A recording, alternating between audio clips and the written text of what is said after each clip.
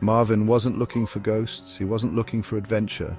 Marvin was looking for a quiet place to read his comic books, a place far, far away from his noisy family. So, when his Aunt Agatha offered him her dusty old mansion for the summer, Marvin jumped at the chance. Little did he know, peace and quiet wouldn't be on the menu. Aunt Agatha's mansion came with a few extra residents. Marvin arrived at Mango Tree Manor, a name that seemed strangely at odds with the spooky Victorian architecture. The house loomed over him, its windows like watchful eyes. A shiver ran down Marvin's spine, quickly replaced by excitement. This was going to be an interesting summer.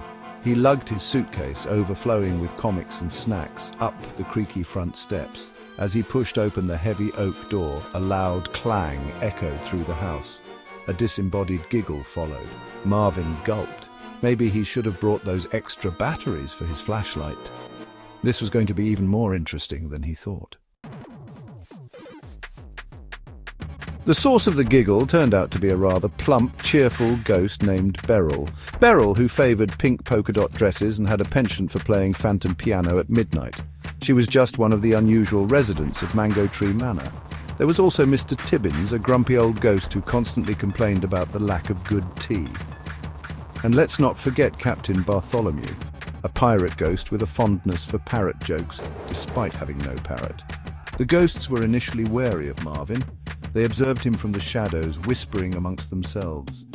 Marvin, in turn, tried to ignore them, focusing on his comics and trying not to make eye contact with the floating teacup that seemed particularly interested in his choice of snacks.